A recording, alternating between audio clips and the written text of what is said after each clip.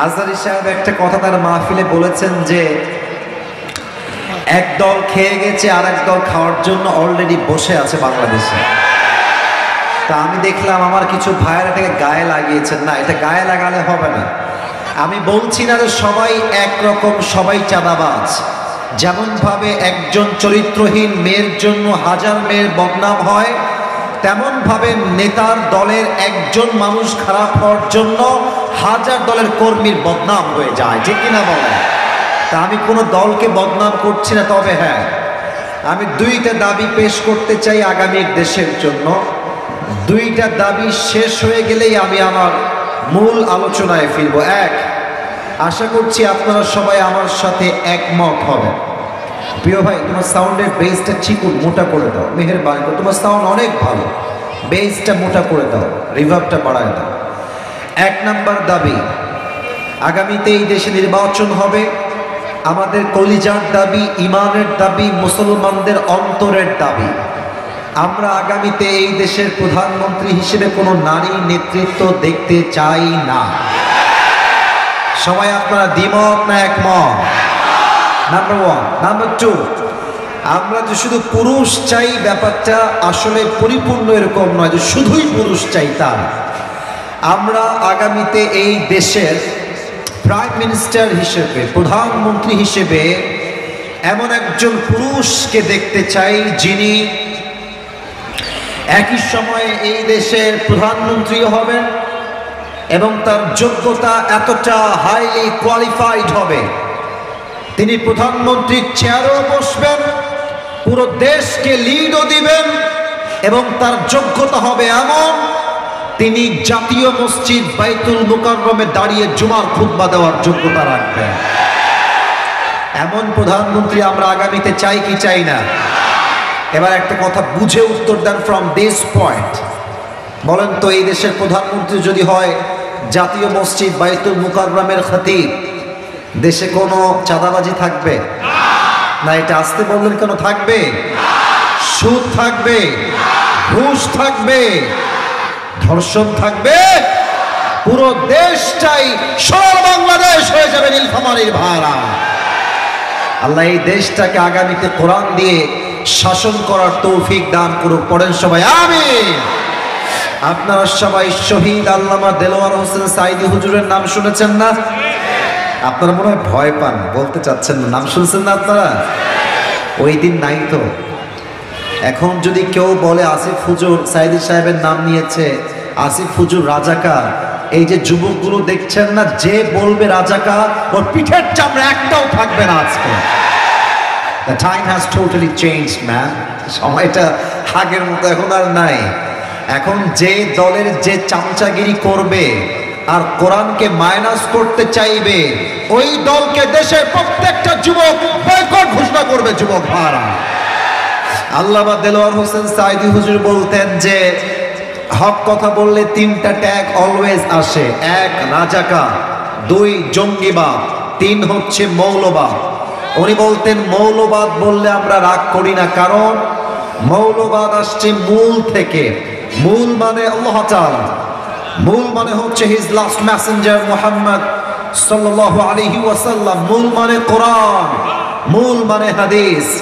তো উনি বলতেন যারা আমাদেরকে মৌলবাদ বলে গালি দাও, তারা হচ্ছে সব আগাবাদী। এবার বলেন তো, গাছের আগায় শক্তি বেশি না গোড়ায় শক্তি বেশি? আওয়াজটা আর একটু জোরে চাই। আগায় না গোড়ায়? উনি বলতেন তোমরা থাকো গাছের আগায়, আমরা থাকি গাছের গোড়ায়। বাড়াবাড়ি বেশি করো না, জুলুম করো না, আলেমদেরকে ধরে নির্বিচারে হত্যা করো না। সময় আসবে এমন, ইন্দুরের গর্ত পালাবার জন্য তোমরা কেউ। আর একটা কথা উনি বলতেন, গাছের আগায় চুপচাপ বসে থাকো। বেশি বাড়াবাড়ি করলে 16 কোটি মানুষ গাছের গোড়ায় একটা ঝাঁকুনি দিবে। মামুর বাড়ি দিল্লি গিয়ে তোমরা সবাই পড়বা, দিল্লি গিয়েই তারা পড়েছে। অতএব কোন দলের সঙ্গে বিদ্বেষ নেই, মারামারি নাই। আগামীতে এই দেশে দুর্নীতি আমরা চাই না, আগামী দেশটা আমরা দুর্নীতিমুক্ত বাংলাদেশ করতে চাই, ঠিক কিনা বলে? আল্লাহ সেই সংবিধান কায়েম করার তৌফিক সবাইকে দান করুন। পড়েন সবাই আমিন। আপনাদের মাহফিলে যারা এসেছেন বউ আছে কার কার একটু হাত তোলেন তো, বউ আছে? আচ্ছা, হাত নামান। এবার যাদের বউ নাই, খুব কষ্টে আছো ঠান্ডার ভেতর, তারা সবাই একটু হাত তোলো। 90% সিঙ্গেলরা এসেছে আজকের মাহফিলে। আহা, তোমাদের কারো বউ নাই?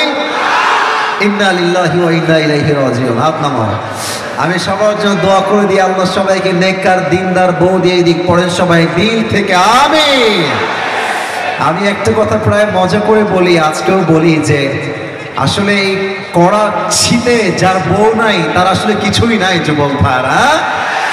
আমি প্রত্যেকটা বাবার পায়ে হাত রেখে বলতে চাই, যুবকদের শীতকালে শীত দূর হবে কম্বল দিয়ে নয়, ল্যাপ দিয়ে নয়, একমাত্র বউ দিয়ে যুবকদের শীত দূর হবে।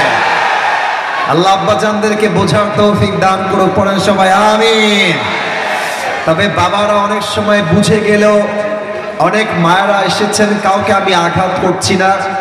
আজকালকার মেয়েদের মাঝে একটা ট্রেন্ড হয়ে গেছে, তাদের স্লোগান হচ্ছে पैसा है तो हम शादी करेंगे वरना तुमसे शादी नहीं करेंगे। তোমরা এত আস্তে ঠিক বললে কেন? আমার কথা কি ভুল না ঠিক বলো? টাকা না থাকলে তুমি মেয়েকে হারিকেন দিয়েও খুঁজে পাবা না, আর টাকা থাকলে তোমার মাথায় চুল না হলেও সমস্যা নাই। অনেক মেয়ে টাকলাকেও টাকা থাকলে বিয়ে করে ফেলে যুবক ভাই। তবে সব মেয়েকে আমি এক পাল্লায় মাপছি না। প্রত্যেকটা বোনকে বলবো, প্রিয় বোন, বিয়ের সময় টাকাওয়ালা বেশি জরুরি নয়, চরিত্রবান সবচেয়ে দামি হবে আপনার জন্য। আল্লাহ বোনদেরকে বোঝার তৌফিক দান করো। আমিন। সবাই 3টা তাকবীর দিবেন। প্রথম তাকবীর বিবাহিতরা, দ্বিতীয় তাকবীর সিঙ্গেল ভাই, তৃতীয় তাকবীর সবাই মিলে। দেখতে চাই কার গায়ের জোর কত বেশি। বিবাহিত ভাইরা একটা কাশি দেন। বেশি জোর নাই রে, বেশি জোর নাই। আচ্ছা, সিঙ্গেল ভাইরা চুপ থাকবেন, বিবাহিতরা তাকবীর দিবেন। বিবাহিত ভাইরা আর একবার কাশিতে গলা ঠিক করেন। লিল্লাহি তাকবীর। খুব বেশি খারাপ না, মোটামুটি সাউন্ড আছে ভালো। এবার সিঙ্গেলরা কাশি দাও।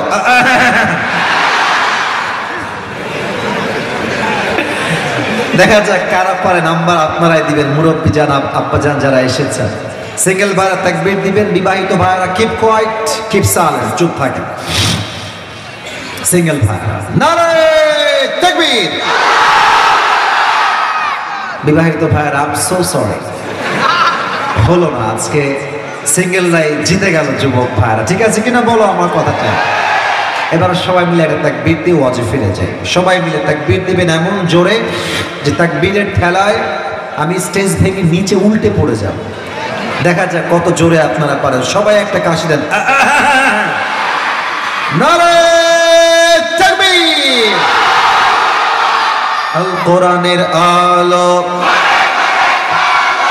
আল হাদিসের আলো, কোরআন হাদিস যেখানে, আলেম ওলামা যেখানে, নীলফামারীবাসী যেখানে, আল্লাহ কবুল করুক। পড়েন সবাই আমিন। শুরু করছি আল্লাহর নামে। কোরআন থেকে কিছু কথা বলার জন্য সর্বোচ্চ আমি চেষ্টা করছি। আজকে আলোচনার মূল বিষয়বস্তু হচ্ছে জাস্ট একটা শব্দ, একটা শব্দ। আমি বলছি, আমার পরে you have to repeat after me and you have to answer me very loudly. আমাকে উত্তর দিবেন কাপুরুষের মতো নয়, বীর পুরুষের মতো। আর হ্যাঁ, একটা কথা বলে দেই, এই যে এত মানুষ, এত বড় মাহফিল যাই হোক, এটা কিন্তু আজকেই শেষ হয়ে যাবে না। ক্যামেরা রেকর্ড হচ্ছে, এটা কালকে ইউটিউবে যাবে। নীলফামারীর মাটিতে আসিফ হুজুরের মাহফিল, এটা আপনি আজীবন ইউটিউবে দেখবেন, ফেসবুকে যাবে। আমি চাই আপনাদের সাউন্ড এত জোরে হবে আর এতটা অ্যাক্টিভ হবেন, প্রত্যেক জেলার মানুষ যখন এটা ফেসবুকে ইউটিউবে দেখবে, তারা যেন বলতে বাধ্য হয়, নীলফামারীর কিশোরগঞ্জের ভাইরা বিড়ালের বাচ্চা নয়, সব সিংহের বাচ্চাগুলো আমার সামনে বসে আছে। আর একবার তাকবীর দেন, লিল্লাহি তাকবীর। আলোচনার মূল বিষয়বস্তু হচ্ছে আজকে ছোট্ট একটা শব্দ। শব্দটা হচ্ছে মৃত্যু। বলেন সবাই, শব্দের নাম কি? মৃত্যু। এটাকে আরবিতে বলা হয় মত, ইংরেজিতে বলা হয় ডেথ, মৃত্যু। আলোচনার একটা শব্দ সবাইকে এক টাইমে বলতে হবে। আলোচনার শব্দের নাম কি? সাউন্ড কমে গেছে, আবার বলো। আলোচনার শব্দের নাম কি? This is our central theme. এটাই আজকে আলোচনার মূল বিষয়বস্তু। যতটুকু পারা যায় কোরআনের আয়াত দিয়ে, হাদিসের রেফারেন্স দিয়ে, as much as I can try, I will try my best to explain this word. বলেন সবাই ইনশাআল্লাহ। কিছু প্রশ্ন করছি, উত্তর দেন আমার নীলফামারীর কিশোরগঞ্জের যুবক ভাইরা, মুরব্বী আব্বা জানেন। মাহফিলে যে এসেছেন সবাই জীবিত আছেন, জীবিত যে ফিরে যাবেন, আবার বাসায় জীবিত ফিরবেন, কোনো গ্যারান্টি কি আপনাদের কারো কাছে আছে? মাশাআল্লাহ, এবার উত্তর পেয়েছি মন মতো। কারো গ্যারান্টি কারো কাছে আছে? কুল্লু নাফসিন যায়িকাতুল মাউত, everyone has to take the test of death. প্রতিটা মানুষকে মৃত্যুর স্বাদ গ্রহণ করাবে একজন, তিনি কে? এক নম্বর প্রশ্ন। দুই নাম্বার, মনে করেন আমাদের দেশের এখন প্রধান উপদেষ্টা হচ্ছেন ডক্টর ইউনূস সাহেব। তিনি এখন বলতে গেলে প্রধানমন্ত্রীর চেয়ারে বসে আছেন। ওনার কাছে police, RAB, BDR, army, he has all the powers in his hand. যেহেতু দেশের ক্ষমতা তার হাতে, সমস্ত আইন শৃঙ্খলা বাহিনী তার হাতেই মূল আওতায় আছে। ডক্টর ইউনূস সাহেব যদি বলেন, I am very powerful man right now, আমার অনেক ক্ষমতা, আমি মালাকুল মউত থেকে আর মৃত্যুর থেকে পালিয়ে যাব, is it possible? Is it possible? No. আচ্ছা, আমি একটু এক্সাম্পল দেই। আপনি যেই মাটিতে বসে আছেন, মাটির উপরে রাতের আধারে মাটিটাকে আপনি খুঁড়লেন বিশাল লম্বা করে। আমার কথা কি বোঝা যায় নাকি যায় না? মাটি খুঁড়েছেন, সুড়ঙ্গ তৈরি করেছেন, এবং সুড়ঙ্গ তৈরি করে বিশাল শক্ত হাট পাথর দিয়ে, লোহা দিয়ে একটা ঘর বানিয়েছেন মাটির নিচে, একদম গভীর তলদেশে। বলেন, গেছেন মাটির তলে, লোহার ঘর, পাথর দিয়ে চতুর্পাশে ঢাকা। মালাকুল মউত তো মনে হয় ওখানে আসতে পারবে না। কথা কয় না কেন? পারবে কি পারবে না? আইনামা তাকুনু ইউদরিকুমুল মাউত ওয়ালাউ কুনতুম ফি বুরুজিম মুশাইয়াদা।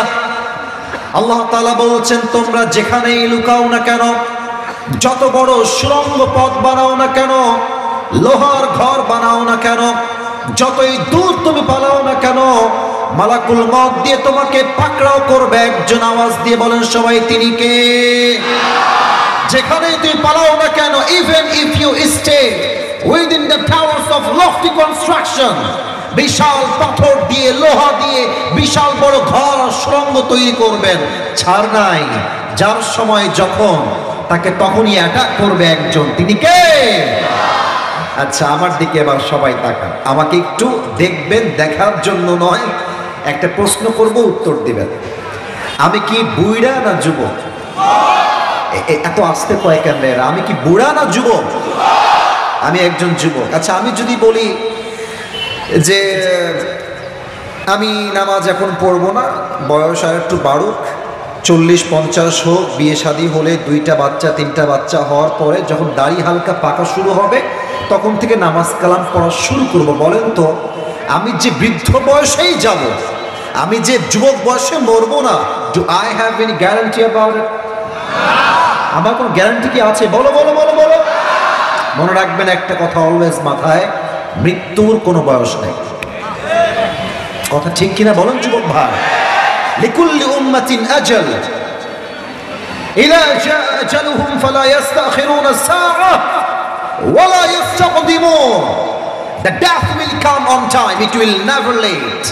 যার সময় যখন করা আছে, তখনই মালাকুল মউতকে পাঠাই দিবে একজন, তিনি কে? আচ্ছা, আপনাদের নীলফামারীর সদর হসপিটাল এখান থেকে কত মিনিট লাগবে যাইতে? 1 ঘন্টা। আচ্ছা, কালকে সকালবেলা আপনার এই যে বুকে হঠাৎ করে ব্যথা শুরু হয়েছে, সকালবেলা খুব দ্রুত এই ভিন্ন জগতে গিয়ে একটা কোনো মতো অটো নিয়ে চলে গেছে নীলফামারীর সদর হসপিটাল। ডাক্তার সাহেব দেখেন তো আমার বুকে কি হয়েছে, প্রচন্ড ব্যথা করছে, কাল সকাল থেকে নিয়ে আমি অস্থির হয়ে যাচ্ছি। ডাক্তার বলছে স্টপ, থামেন থামেন, একটু অপেক্ষা করেন, আমরা আপনাকে চেক করবো যে আপনার হার্টে কোনো প্রবলেম আছে কিনা। যাই হোক, আপনাকে আমার রিপোর্ট দিব, আগে চেক করি, আগে টেস্ট করাবো। টেস্ট হয়ে গেল, আপনি মেডিকেলেই আছেন, রিপোর্ট আসলো। ডাক্তার সাহেব আপনাকে বললেন যে আপনার হার্ট এতটা দুর্বল হয়ে গেছে, আপনি হয়তো সর্বোচ্চ 7 দিন থেকে 8 দিন বাঁচবেন। আমাকে এবার উত্তর দেন সবাই। ডাক্তার বলেছে, আল্লাহ নয়, ডাক্তার বলেছে আপনি হয়তো সর্বোচ্চ 7 থেকে 8 দিন আর বাঁচতে পারেন।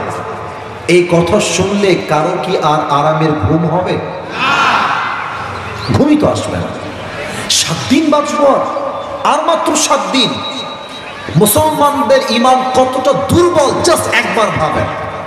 ডাক্তার বলেছে আপনি 7 দিনের বেশি হয়তো আর বাঁচবেন না। আপনার কলিজা শুকায় গেছে, ঘুম খারাপ হয়ে গেছে, খাওয়া নাই, দাওয়া নাই, ঘুম নাই। ডাক্তারের কথায় এত পেরেশান হয়ে গেলেন, আর আল্লাহ আপনাকে বলছে তোর মৃত্যু এখনই হতে পারে। আপনি ভয় পেলেন না? আপনি নামাজ পড়তে পারলেন না? আপনি দাড়ি রাখলেন না? আপনি বাপ মায়ের খেদমত করতে পারছেন না? তার মানে বোঝা যায় আজকালকার মুসলমানরা আল্লাহর চাইতে ডাক্তারকে বিশ্বাস করে বেশি। না, মুসলমানদের ঈমান হবে প্রথম কার উপরে বলেন তো সবাই, তিনি কে? আচ্ছা, আপনারা সবাই, একজন নবী আছে, তার নাম হচ্ছে ইয়াকুব আলাইহিস সালাম। নাম তো শুনেছেন আপনারা সবাই। ইয়াকুব আলাইহিস সালামের সাথে মালাকুল মউতের একটা ফ্রেন্ডশিপ ছিল, বন্ধুত্ব ছিল।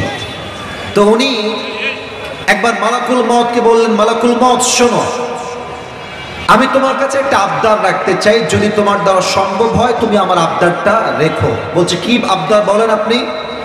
বলছে আমার মৃত্যুর সময় যখন হয়ে যাবে, তুমি আমার কাছে একজন বার্তাবাহক পাঠাবা। এখন তো সেগুলো আসলে নাই, আগের যুগে আমরা তো মেসেঞ্জার ছিল না, হোয়াটসঅ্যাপ ছিল না, ইমো ছিল না, আগের যুগে ছিল চিঠি আর ডাকপিয়ন। মুরব্বীরা আমার কথা ভুল না ঠিক বললাম? আগের মেসেঞ্জার ছিল না, ডাকপিয়ন ছিল, কাসেট, বার্তাবাহক বলা হয় এদেরকে বাংলায়।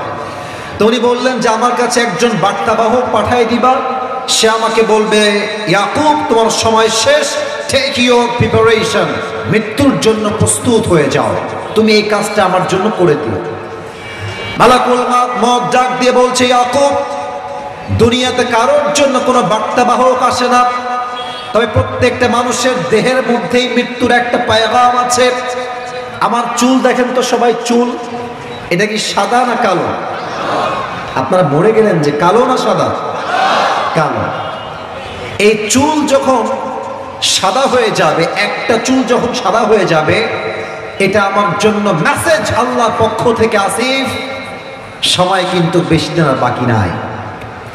আমার এই যে চামড়া কি সুন্দর, এখন ক্লিন চামড়া, কোনো ভাঁজ নাই, একদম সুঠাম দেহ আমার প্রত্যেকটা চামড়া, প্রত্যেকটা দেহের অঙ্গ। এটা যখন ঘুচিয়ে যাবে, এটা মালাকুল মউতের message, hey man, time is going to over, take your preparation, সময় কিন্তু শেষ। একটা সময় যে মুরব্বীরা আজকে এখানে বসে আছে, আজকে 1 কিলোমিটার হাঁটতে পারে না মুরব্বীরা, একটা সময় এমন তাগড়া যুবক ছিল, 3 মাইল 4 মাইল হেঁটেই চলে যেত। সেই কোমরটা আজকে নাই। এই যে কোমরটা দুর্বল হয়ে গেছে, এটাই মেসেজ, সময় তোমার বেশি দিন আর বাকি নাই। আগে ছিলেন সিঙ্গেল, বিয়ে করে হয়ে গেলেন ডাবল, বউ আসলো, হয়ে গেলেন বাচ্চার বাপ, বাচ্চা বড় হলো, বাচ্চার বিয়ে হলো, তার ঘরেও সন্তান হলো, হয়ে গেলেন নানা, হয়ে গেলেন দাদা। আর কত, আর কত বাঁচবেন বলেন না আমাকে? ইয়াকুবকে মালাকুল মউত বলছে, হে ইয়াকুব, কোনো কাসেদ আসবে না, কোনো চিঠি আসবে না, দেহের এই চেঞ্জ, সাদা চামড়ার থেকে কালো চামড়া, একদম টাইট চামড়ার থেকে ঢিলা চামড়া, সাদা চুল যখন হয়ে গেল, যখন তোমার বয়সটা বেড়ে গেল, এটাই তোমার জন্য মেসেজ, তোমার সময় শেষ, মৃত্যুর জন্য তোমার প্রস্তুতি গ্রহণ করতে হবে। ঠিক কিনা বলে? এবার আসলে আমরা জেনে নেই মৃত্যু আসলে এই যে তিনজন সোনামণি, তোমরা কই যাও? এই যে তিনজন, তিনটাই মনে হয় তিন ভাই। বসো সোনামণি, বসো, বসে বসো। আচ্ছা ওই দুইজন যা কান্টুপিওয়ালা, দুইটা না তিনটা, এক ভাই মনে হয় না। আচ্ছা তিনজন বাচ্চা উঠে গেছে, আমি জাস্ট বসাইলাম ভালোবেসে আর কি। কেউ যদি উঠে যায় তার লুঙ্গি টেনে ধরে বসাই দিবে, তবে লুঙ্গি যেন খুলে না যায়। সবাই একটা তাকবীর দেন, নারে তাকবীর। প্রিয় নীলফামারীর ভাইরা সময় খুবই কম, কেউ ডান বাম করলে পরিবেশ খারাপ হবে। অল্প সময়ে কিছু কথা বলি, দামি কথা কাজে দিবে ভালো। মৃত্যু হচ্ছে দুই প্রকার, এক হচ্ছে নামাজির মৃত্যু, আর এক হচ্ছে বেনামাজির মৃত্যু। নামাজির মৃত্যু কেমন হবে? লুক অ্যাট মাই ফেস, আমার দিকে তাকান সবাই। নামাজি বান্দার সামনে মালাকুল মউত আসবে, তার দেহের চামড়ার রং হবে ফর্সা, গায়ের রং হবে সাদা ধবধবে যুবকের মতো, মুখে থাকবে চাপদাড়ি আর জুব্বা হবে সাদা। He will be looking like a very attractive and energetic boy. দেখতে অসাধারণ সুদর্শন পুরুষ হবে। দাঁড়িয়ে যাবে নামাজি বান্দার সামনে, বলবে এই নামাজি বান্দা, ইয়া আইয়াতুহান নাফসুল মুতমাইন্না উখরুজি ইলা মাগফিরাতিল্লাহি ওয়া রিজওয়ানিহি। আসো নামাজি বান্দা, আসো, আল্লাহর জান্নাত তোমার জন্য অপেক্ষায় অপেক্ষমান রয়েছে। সুবহানাল্লাহ পড়েন। আচ্ছা এটা আমার হাতে কি দেখেন তো সবাই। এই যে কথা আমি বলেছি না আস্তে বলা যাবে, এর নাম কি? এটা কি গোল না চারকোনা? চারকোনা। হাদিস শুনুন, রেফারেন্স দেন। আল্লাহর হাবিব বলেছেন, কাফাম মিন নাকফানিল জান্নাহ ওয়া হানুত মিন হানুতিল জান্নাহ। নামাজি বান্দার রূহকে কবজ করবার জন্য আল্লাহ তাআলা জান্নাত থেকে একটা লাল রেশমি রুমালের কাপড় পাঠিয়ে দিবেন। মালাকুল মউত আসবে, রূহটাকে কবজ করবে, জান্নাতি কাপড়ে আপনার রূহ রাখবে, সোজা আপনার রূহটাকে নিয়ে জান্নাতের ঠিকানা তথা ইল্লিনে পৌঁছায় দিবে। সুবহানাল্লাহ। এটা হচ্ছে নামাজি বান্দার মরণ। এবার যে মুরব্বী আব্বা জানরা এখন নামাজ পড়তে পারছেন না, যেই যুবকরা আজও নামাজি হতে পারো নাই, ফোকাস অন দিস লেকচার, একটু বোঝো বেনামাজির মরণ কত ভয়ঙ্কর হবে। আপনারা সবাই মিজানুর রহমান আজহারি হুজুরের নানা একজন ছিলেন, তিনি মারা গেছেন। অনেকে তোমরা চিনবা, এটা আমার বিশ্বাস, বিশেষ করে স্পেশালি ইয়াং পিপল যারা যুবক ভাইরা আছো। ওনার নাম হচ্ছে গোলাম সরওয়ার সাইদি হুজুর। এই যে অনেকে নাম অলরেডি বুঝে ফেলেছে। দেখবেন জুমার খুতবা দিতেন সবচেয়ে বেশি, লম্বা চাপদাড়ি, চশমা পরতেন, অলওয়েজ ভেরি সিম্পল। উনি একটা কথা তার ওয়াজে বলেছিলেন, যেটা আমি কানে হেডফোন দিয়ে কতবার যে শুনেছি, আই কান্ট কাউন্ট দ্যাট, আমি এটা গুণে বলতে পারবো না। উনি একটা কথা প্রায় বলতেন আমাদের যুবকদেরকে উল্লেখ করে, যে নামাজ নাই যার ঈমান নাই তার, নামাজ নাই যার মুসলমান হিসেবে পরিচয় দেওয়ার কোন অধিকার তার নাই। যুবক ভাড়া ঠিক কিনা বলো? বেনামাজি বান্দার সামনে মালাকুল মউত যখন আসবে, আমি একটু পেছনে গেলাম, দেখাতে চাই মালাকুল মউত কিভাবে আসবে। প্রথমে যখন আপনার সামনে দাঁড়াবে মালাকুল মউত, তার পা থাকবে জমিনে, মাথা হে থাকবে আকাশ বরাবর, বিশাল লম্বা দেহ হবে তার। মালাকুল মউতের দেহের রং হবে নীল, চোখ হবে লাল, পোশাক হবে কালো কুৎসিত, আর এত ভয়ঙ্কর চেহারা হবে মালাকুল মউতের। বেনামাজি যুবক, বেনামাজি মুরব্বী, বেনামাজি মা, মালাকুল মউতের ভয়ঙ্কর চেহারা দেখে তার পুরো দেহে একটা কম্পন তৈরি হয়ে যাবে, থরথর থরথর করে কাঁপবে। মালাকুল মউত তখন ধমক দিয়ে বলবে, ইয়া আইয়াতুহান নাফসুল খাবিথা উখরুজি ইলা গাযাবিল্লাহ। হে বেনামাজি, বের হ, বের হও। বেনামাজির বান্দার রূহটা বের হবে না। যখন বের হবে, একবার ডান দিকে দৌড় দিবে, আর একবার বাম দিকে দৌড় দিবে, আর একবার পেছনের দিকে দৌড় দিবে। মালাকুল মউত তার রূহকে দেখে এত প্রচন্ড রেগে যাবে। Look at my left hand, বাম হাত দেখেন। মালাকুল মউত তার বাম হাতটা পেছনে নিল, এই পেছনে, এখান থেকে নিয়ে সোজা বেনামাজির রূহের দিকে একটা থাবা দিবে। রূহটাকে এমনি যখন ধরবে, তার বুক থেকে টেনে যখন বের করবে, হাদিসে আসছে একটা জীবিত ছাগলকে যাবেহ না করে তার চামড়া কেউ যদি চাকু দিয়ে ছিঁড়ে ফেলে, তার যে পরিমাণ কষ্ট হয় তার চাইতে কমসে কম 70 গুণ বেশি কষ্ট দিয়ে বেনামাজির রূহকে কবজ করা হবে। বলেন সবাই নাউজুবিল্লাহ। আহা, এই কষ্ট সহ্য করার মতো ক্ষমতা এখানে কারো নাই। আমি সবার জন্য দোয়া করি, আল্লাহ আমাদের সবাইকে তুমি এই মৃত্যুর কষ্ট আর আযাব থেকে বাঁচাই দিও। সকলে এই দিল থেকে পড়া আমিন। এই মৃত্যুর পূর্বে আমাদের সবাইকে 2টা আমল অর্জন করতে হবে, এটা বলেই আমি দোয়ার দিকে যাব। আমার হাত দেখেন, 1 2, বলেন সবাই কয়টা আমল লাগবে? কথা আওয়াজ আসতে হলে ওয়াজ হবে না। বলেন সবাই কয়টা? মুখস্থ করবেন আজকে, এখানে একদম নিয়ে যাবেন বাসায়। বলেন সবাই কয়টা? 2 1। আচ্ছা বলেন তো, একজন লোক যার ঢাকার গুলশানের ফ্ল্যাট আছে, এদিকে বোঝেন, কথা বোঝেন, না বুঝলে কিছুই বুঝবেন না। একজন লোক যার ঢাকার গুলশানে ফ্ল্যাট আছে, দুবাইয়ে ফ্ল্যাট আছে, সিঙ্গাপুরে ফ্ল্যাট আছে, তার গাড়ির কালেকশন কেমন? তার কাছে BMW আছে, মার্সিডিজ আছে, রোলস রয়েলস আছে, CHR আছে, তার কাছে R15 আছে। তার কোম্পানির যদি আমি নেট ওয়ার্থ বলি, এটা $1 মিলিয়ন ক্রস করবে। 1000 কোটি টাকার মালিক সে, কিন্তু তার হৃদয়ে আল্লাহর ভয় নাই। 1 নাম্বার কেন? 2, আরেকজন মুরব্বী কিংবা যুবক কিংবা আমার প্রিয় কলিজার টুকরা মা কিংবা বোন, যার বাসা নীলফামারীর কিশোরগঞ্জের পাশেই ভিন্ন এই যে জগৎ আছে, তার পাশে তার বাসা। তার বাসা এতটা নর্মাল বাসা যে পুরো বাসাই হচ্ছে ছাউনি দিয়ে ঘেরা, টিনও নাই, কোনো মতে ছাপড়া দিয়ে ছোট্ট কুড়ির ঘর। বাসায় যে ঘুমাবে একটা খাট নাই, ছোট্ট একটা চাদর বিছিয়ে কোনোভাবে সে ঘুমিয়ে যায়। না আছে টাকা, না আছে বাড়ি, না আছে অর্থ, না আছে সম্পদ, বাট তার হৃদয়ে আল্লাহর ভয় আছে। বলেন তো, যেই লোকের সিঙ্গাপুরে বাড়ি ছিল, কোটি টাকার মালিক, সে বেশি দামি না নীলফামারীর ওই মানুষটা বেশি দামি? নীলফামারীর মানুষটা বেশি দামি। কারণ আমি বলছি, আল্লাহ তাআলা বলছেন, ইন্না আকরামাকুম ইনদাল্লাহি আতকাকুম।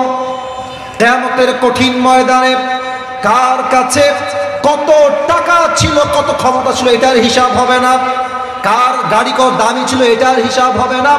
কার বাড়ি কত দামি ছিল, এটার হিসাব হবে না। ওই দিন সেই বান্দার মূল্য সবচেয়ে বেশি হবে যার হৃদয়ে ভয় আছে। 1 সপ্তাহ আওয়াজ দিয়ে বলেন সবাই, তিনি কে? যাদের হৃদয়ে আছে আল্লাহর ভয়, তারা কবু পথ ভুলে যায় না। আল্লাহর প্রেম ছাড়া এই দুনিয়ায় কারো কাছে কোনো কিছু চায় না। ঠিক কিনা বলে? রাতের আধারে যারা সিজদাতে রয়, 2 চোখের অশ্রুতে নদী যেন বয়। ছলনার হাত ছানি যতই আসুক, ছলনার হাত ছানি যতই আসুক, পেছনে ফিরেও সে তাকায় না। যাদের হৃদয়ে আছে আল্লাহর ভয়, তারা কভু পথ ভুলে যায় না। আল্লাহর প্রেম ছাড়া এই দুনিয়ায় কারো কাছে কোনো কিছু চায় না। ঠিক কিনা বলে? 1 number, you have to achieve the fear of your lord. রবের ভয় অর্জন করতে হবে। তবে একটা কথা বলতে চাই, I know that time is very short, but আমাকে এই বিষয়টা উল্লেখ না করলে কিয়ামতের দিন আমাকে হিসাবের কাঠগড়ায় হয়তো দাঁড়াতে হতে পারে। এই দেশে গত 16 বছরে 15 বছরে 5 আগস্টের পূর্বে যেই পরিমাণ অর্থ দেশ থেকে বিদেশে পাচার হয়েছে, পুরো দেশটা দেউলিয়া হয়ে গেছে নীলফামারীর ভাড়া। আচ্ছা, এই যে এতগুলো অর্থ পাচার হলো, মনে করেন যে আমাদের ঢাকার মেট্রো রেল, নাম শুনছেন ভাই? কথা বলেন না, নাম শুনছেন না? আপনারা জানেন যে 5 আগস্টের 2-3 দিন আগে, যুবকরা তো সব জানো, আমার সাথে ভালো তোমরা জানো, মেট্রো রেলে আগুন লেগে গেল। আমাদের যিনি মাননীয় প্রধানমন্ত্রী ছিলেন, কনফার্ম জান্নাতি আমাদের আপা, আমাদের শেখ হাসিনা আপা আর কি, তো উনি মিডিয়ার সামনে এসে বললেন যে আমাদের এই মেট্রো রেল ঠিক করতে কি যে কান্না, আমি তো অ্যাক্টিং করতে পারি না। এই মহিলা অভিনেত্রী হলে পুরো বিশ্ব কামাই ফেলতো যুবক ভাই। বলছে আমার 300 কোটি টাকা লেগে যাবে। আমার মনে এত কষ্ট লাগলো, 300 কোটি টাকা লাগবে একটা মেট্রো রেল ঠিক করতে। ভাবলাম যুবকরা কাজটা মোটেও ঠিক করেনি, এত বড় ক্ষতি দেশের জন্য তারা করলো। আল্লাহর কি খেলা, আল্লাহর কি প্ল্যান। 5 আগস্ট তিনি পালাই গেলেন দিল্লিতে। পরে আমরা দেখলাম যে 300 কোটি, ইয়ে তো ইয়ার বহুত দূর কি বাত, এ তো অনেক দূরের কথা। 20 কোটির কমে মেট্রো রেল ঠিক হয়ে গেছে। আমি তখন বুঝে আসলাম, ইয়ে বাত হ্যায় দাল মে কুছ কালা তো জরুর হ্যায়। আপনি ভাবেন কোথায় 20 কোটি আর কোথায় 300 কোটি। তার মানে এইরকম হিসাব দেখিয়ে দেখিয়ে দেশের কত টাকা বিদেশে পাচার হয়েছে তার সংখ্যা গুণে শেষ করা যাবে না নীলফামারীর ভাড়া। আল্লাহর ভয় থাকলে, তাকওয়া থাকলে এই টাকা কি তারা মারতে পারতো? আল্লাহর ভয় অর্জন করতে হবে বিফোর ইউর ডেথ, মৃত্যু আসার করবে। নাম্বার 1। নাম্বার 2, এই গুণটা বলার আগে একটা এক্সাম্পল দেব। আশা করছি গুণটা না বললে আপনার নিজেরা এমনি বুঝবেন যে আসিফ হুজুর কি বলতে চায়। মনে করেন এখন বাজে 5:09 বাদ এশা, রাত বাজে 10টা, রাত বাজে কথা বলেন সবাই, রাত বাজে আল্লাহু আকবার। নামাজ শুরু করলাম, নফল নামাজ, 2 রাকাত, 4 রাকাত, 6 রাকাত, 8 রাকাত পড়তে পড়তে 80 রাকাত পড়ে ফেললাম। পায়ে আমার ফোঁসা পড়ে গিয়েছে, চোখে আমার ঘুম নাই, চোখটা আমার লাল হয়ে গিয়েছে, পুরো ব্যথা হয়ে গেছে দেহটা আমার। 80 রাকাত নামাজ পড়লাম, কিন্তু কথা হচ্ছে ওযু করি নাই। বলেন এবার এই নামাজ দিয়ে 2 পয়সা সওয়াব কি আমার হবে? আমি তো বামে নামাজ পাইনি, হবে? হবে না। আচ্ছা, আর একটা খেয়াল রাখেন, রাত বাজে 3টা, তাহাজ্জুদের সময়, সুন্দর করে ওযু করলাম, ধীরস্থির ভাবে ঠান্ডা মাথায় জায়নামাজ বিছালাম, তাদিল সব আরকান ঠিক রেখে আল্লাহু আকবার নামাজ শুরু করলাম। ওযু আছে, দিলের মধ্যে ইখলাস আছে, নিয়ত আমার ভালো। 80 রাকাত নামাজ নয়, আমি শুধুমাত্র 2 রাকাত নামাজ পড়লাম, স্লোলি, আস্তে ধীরে, তাদিল রেখে, আরকান রেখে, ওযুর সাথে। এবার বলেন তো সবাই, ওই 80 রাকাতের দাম বেশি আল্লাহর কাছে না 2 রাকাতের দাম বেশি? মৃত্যুর পূর্বে বেশি আমল নয়, ভালো আমল লাগে। That is my main message. আপনি যদি ভাবেন যে আজকে তাহাজ্জুদ পড়ে ফাটাই ফেলবো, একদিন পড়লেন, 1 মাস আপনি জুমার নামাজই পড়লেন না, ওই তাহাজ্জুদ দিয়ে 2 পয়সা দাম কি আল্লাহর কাছে পাওয়া যাবে? আল্লাযী খালাকাল মাউতা ওয়াল হায়াতা লিয়াবলুয়াকুম আইয়ুকুম আহসানু আমালা। 29 নম্বর পারা, 1 নম্বর পৃষ্ঠা, সূরাতুল মুলকের জাস্ট 2nd নম্বর আয়াত। আল্লাহ তাআলা বলছেন, জীবন এবং মরণ দিয়েছি, there is just only one purpose, উদ্দেশ্য একটা। আল্লাহ বলছেন আইয়ুকুম আহসানু আমালা, আল্লাহ বলেন নাই আইয়ুকুম আকসারু আমালা। এটা আরবি বুঝতে হবে। আল্লাহ বলেন নাই যে কে কত বেশি আমল করো আমি দেখতে চাই না। আল্লাহ বলেছেন কে কত বেশি তা নয়, কে কত ভালো আমল করো এইটা আমি আল্লাহ দেখতে চাই। সুবহানাল্লাহ। সর্বশেষ একটা হাদিস বলতে চাই। আমরা প্রবাদ বাক্য মাঝে মাঝে বলি, শেষ ভালো যার, এই যে এটা তো শেষ ভালো হইল না, বলেন সবাই শেষ ভালো যার। এবার আমাকে প্রশ্নের উত্তর দেন, বলেন তো সবাই, নবীজির সবচেয়ে কাছের কলিজার টুকরা মেয়ে নাম কি ছিল? ফাতেমা। বলেন সবাই, নাম কি ছিল? আরো প্রশ্ন বাকি আছে, দেখি আপনারা পারেন কিনা। ফাতেমা যেই স্বামী ছিলেন, স্বামীর নাম কি ছিল? আরে ভাই ভয় কেন পান? বলেন সবাই, হযরতে রাদিয়াল্লাহু তাআলা আনহু। লাস্ট প্রশ্ন, ফাতেমার গর্ভে দুইজন সন্তান এসেছে, এক হচ্ছে হাসান আর কে? এক হাসান আর একজন হুসাইন রাদিয়াল্লাহু তাআলা আনহুমা। শেষ হাদিস বলছি, ফাতেমা একদিন ঘরে বসে রুটির যে আটা, আপনারা তো আটাই বলেন নাকি অন্য কিছু বলেন? আটা, আটা, আটা বা গম, যাই হোক, আটা বা গম তিনি নিয়ে রুটি বানাবেন, এমনে হাত দিয়ে টিপতেছেন আর বসে আছেন।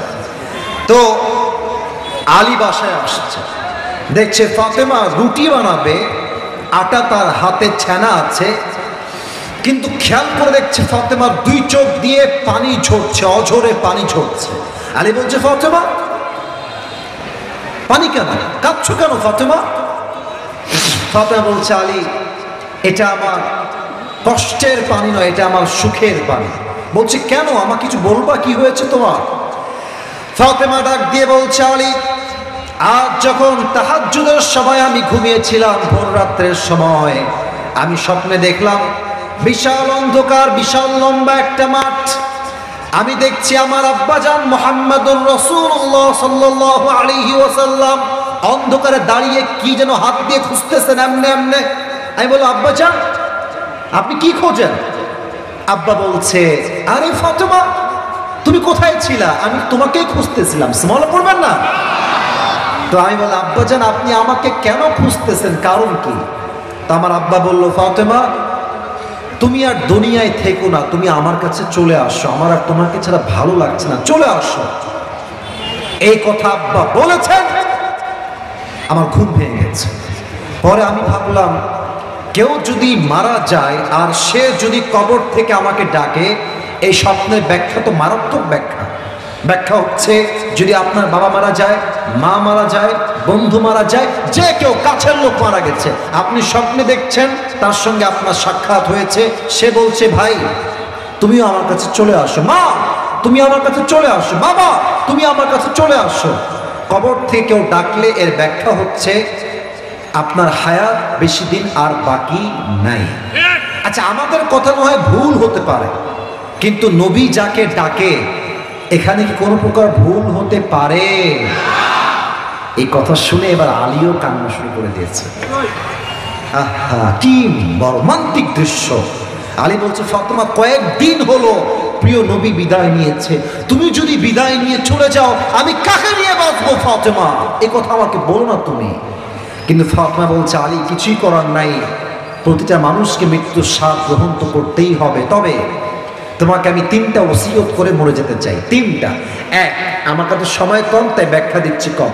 এক, আমি তোমাকে অনেক কষ্ট দিয়েছি বউ হিসেবে, পারলে তুমি আমাকে মাফ করে দিও আলী। দুই, অনেক মেয়ে এসেছে আমি দেখেছি আসার সময়, অনেক মহিলাকে দেখেছি, প্রত্যেকটা মেয়েকে বলছি মায়েরা এটাকে আপনি নেগেটিভলি নেবেন না। ফাতেমা বলছে, আলী আমার মৃত্যুর পরে তোমার যেমন মেয়ে যেমন ভাবে যেখানে পছন্দ তুমি বিয়ে করে নিও, আমার কোনো আপত্তি নেই, কিন্তু আমাদের দেশের মেয়েরা বলবে তো অনেক দূরের কথা, মরার কোনো কল্পনা নাই, কোনো আলামত নাই, বেঁচে থাকা অবস্থায় বলে আমার মাথায় হাত দিয়ে বলো আমাকে বাদ দিয়ে কাউকে বিয়ে করবো না। বলেন সবাই, আছে না নাই? মানে মেয়েরা ভাই কঠিন জিনিস, জীবনে সব সহ্য করবে, বা স্বামীর দ্বিতীয় বিয়ে মেয়েরা সহ্য করবে না। তবে একটা কথা মনে পড়ে গেল, এক যুবককে তার বউ বলছে, মানে পাকিস্তানে শুনেছিলাম আর কি, ওই বলছে যে মুঝে বাতাও कि मेरी मरने के बाद तुम दूसरी शादी तो नहीं करोगे ना, আমি মরে গেলে তুমি দ্বিতীয় বিয়ে করবো তো জান। তো স্বামী আবার খুব চালাক এবং বদমাইশ, বলছে क्या बात कर रहे हो, अगर तुम मर जाओगे तो मैं तो पागल बन जाऊंगा और पागल जो चाहे वही कर सकता है। বলছে বউ তুমি কি বললা, তুমি মরে গেলে তো আমি পাগল হয়ে যাবো, আর পাগলের ও ধর্ম নাই, ও যা মন চায় তাই কর। তার মানে মাঝে মাঝে যেমন প্রশ্ন তেমন উত্তর রেডি রাখতে হয় যুবক ভাইরা, ঠিক কিনা বলো? তো ফাতেমা বলছে, আলী আমার মৃত্যুর পরে তোমার যাকে মনে চায় তাকে বিয়ে করবা, আমার কোনো আপত্তি নাই, তবে 3 নাম্বার ওসিয়ত খুব মারাত্মক। কি ওসিয়ত? আমার মৃত্যুর পরে তুমি একটা কাজ খেয়াল রেখো, আমার জানাজায় কেউ থাকবে না, শুধু তুমি আর আমার 2 সন্তান ছাড়া। তুমি হবা ইমাম, হাসান আর হোসেন হবে আমার মুসল্লি। সুবহানাল্লাহ পড়বেন না আপনারা? আলী বলছে 2টা মেনে নিয়েছি, লাস্টটা মানতে পারবো না, লাস্টটা আমার দ্বারা মানা হবে না। কেন? 3 নাম্বারটা কি সমস্যা?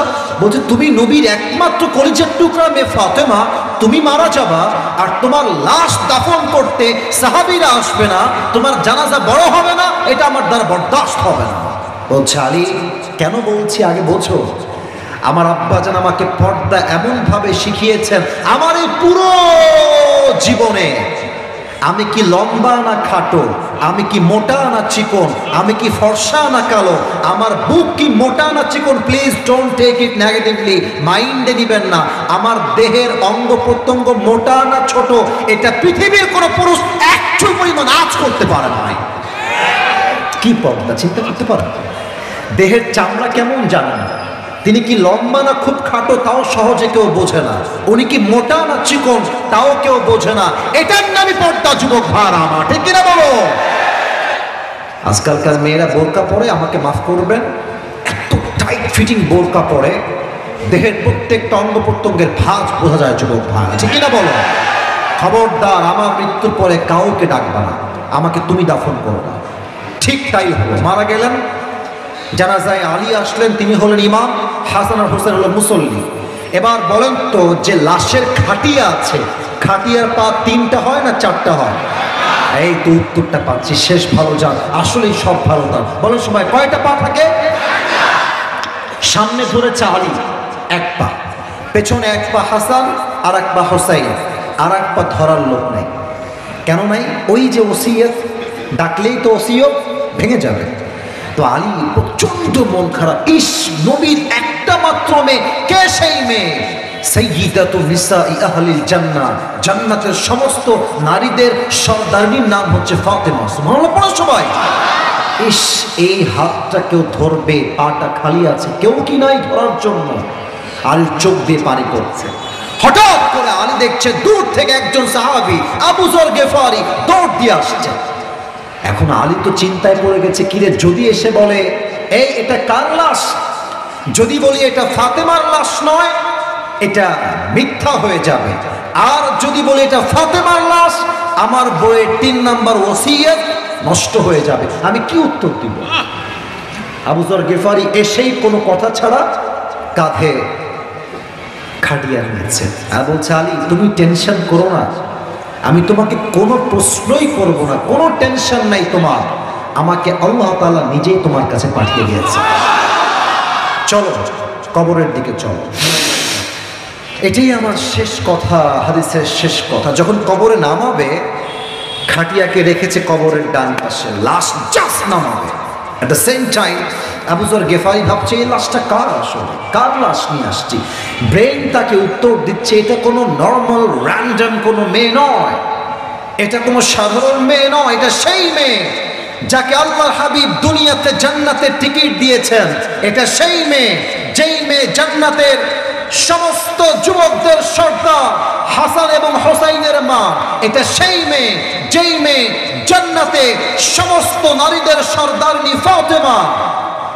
এই কথাগুলো ভেবে তার কলিজা বুক গৌরবে ফুলে গিয়েছে আর বলছে, কবর খবরদার, জানিস তো কবরে কার লাশ রাখছি, খবরদার এটা ফাতেমার লাশ, নবীর একমাত্র মেয়ের লাশ, জান্নাতের নেতা সর্দারনির লাশ, এটা হাসান এবং হোসাইনের মায়ের লাশ, এটা আলীর স্ত্রীর লাশ, খবরদার ব্যবহার যেন খারাপ না হয় তোর কবর, খবরদার। আল্লাহ কবরের জবানকে ওই মুহূর্তে খুলে দিলেন। কবর বলছে, আবু যর গেফারি তুমি কাকে কি বোঝাও, এটা এমন এক 3.5 হাত মাটির ঘর, এখানে বাপের পরিচয় চলবে না, মায়ের পরিচয় চলবে না, সন্তানের পরিচয় চলবে না, কোন নেতার পরিচয় চলবে না। এই কবর তার সঙ্গে ভালো ব্যবহার করবে যার কাছে আছে ভালো আমল, ঠিক কিনা বলে? যার আমল নাই তার কোনো পরিচয় নাই। আর যার আমল আছে আল্লাহ তাকে নিজেই জান্নাতের বাগান দান করবে। সুবহানাল্লাহ। এবার সবার থেকে শুনতে চাই, মৃত্যুর পূর্বে কয়টা আমল মাস্ট লাগবে বলেন সবাই? আরো আছে, আমি বলেছি, বলেন সবাই কয়টা? এক, আপনার এই হৃদয়ে ভয় রাখতে হবে এক সত্তার জন্য। বলেন সবাই, তিনি কে? আল্লাহর নাম এমনি কইতে হয় না, জোরে কইতে হয়। বলেন সবাই, হাত তুলে শাহাদাত আঙ্গুলি উত্তোলন করে বলেন সবাই, তিনি কে? দুই, আপনার জীবনে বেশি আমল করবেন আজ থেকে না ভালো করবেন? আমি বামে আওয়াজ পাইনি, পেছনে আওয়াজ পাইনি, এদিকে পারফেক্ট। বলেন সবাই, বেশি না ভালো? আমি আসিফ হুজুর 100টা ওয়াজ করলাম, নাই কোনো আয়াত, নাই কোনো হাদিস, নাই কোনো রেফারেন্স, ওইটার কোনো দাম নাই। আমি যদি একটা ওয়াজ কনস্ট্রাকটিভলি করি, 100 ওয়াজের চাইতে একটা ওয়াজ দিয়ে মানুষের হেদায়েত হবে বেশি, ঠিক কিনা বলেন? সংখ্যায় বেশি হওয়া জরুরি নয়, কোয়ালিফিকেশন বেশি জরুরি।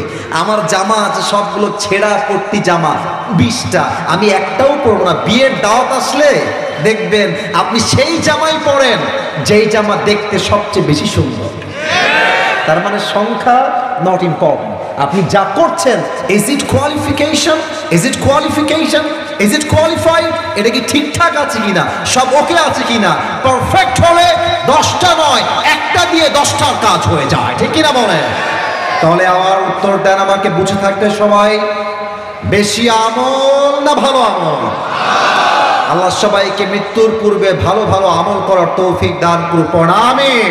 সবাই দুই হাত তুলেন, সবাই সবাই দুই হাত তুলে তাকবীর দিবেন। আমি যা বলি তাই দেন, সবাই একটা কাশি দেন, এবার তাকবীর দেন, নারে তাকবীর।